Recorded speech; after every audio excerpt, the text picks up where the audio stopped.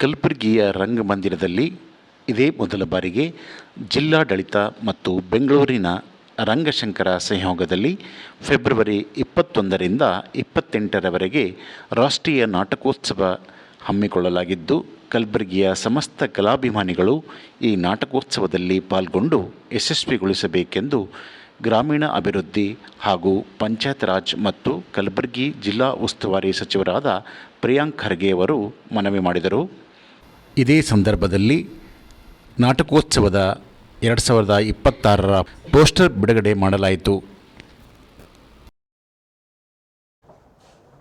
ಮುಂದಿನ 5 ವರ್ಷಕ್ಕೆ ನಮ್ಮ ಜಿಲ್ಲೆಯಲ್ಲಿ ಕಲಬುರಗಿ ನಾಟಕೋತ್ಸವ ಅಂತ ಒಂದು ವಿಭಿನ್ನವಾದದ್ದು ಮತ್ತು ವಿಶಿಷ್ಟವಾದದ್ದು ನಾಟಕದ ಉತ್ಸವವನ್ನು ನಾವು ಮಾಡ್ತಾಯಿದ್ದೀವಿ. ನಮ್ಮ ಭಾಗದಲ್ಲಿ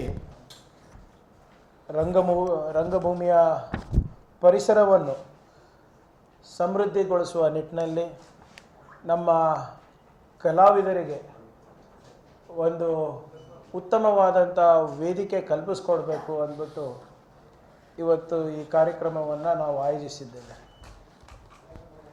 ಮೊದಲನೇ ಬಾರಿಗೆ ಈ ಭಾಗದಲ್ಲಿ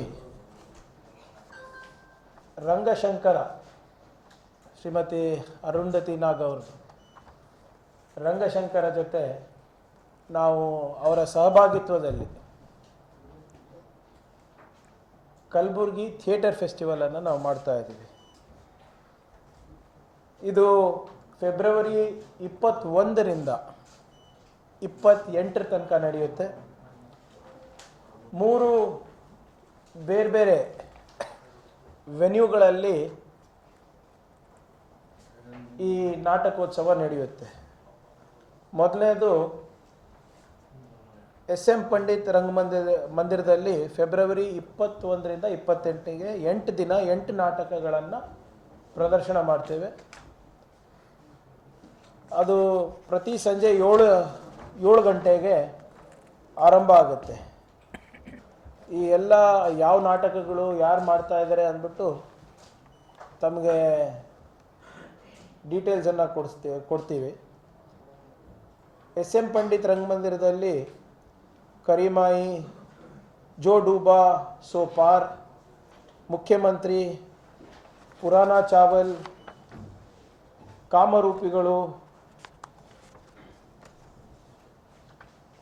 ಅಬೌಟ್ ರಾಮ್, ಕಾಲಚಕ್ರ, ಬಾಬ್ ಮಾರ್ಲೆ ಫ್ರಮ್ ಕೋಡಿಹಳ್ಳಿ ಈ ನಾಟಕಗಳು SM ಪಂಡಿತ್ ರಂಗಮಂದಿರದಲ್ಲಿ ನಡೀತದೆ.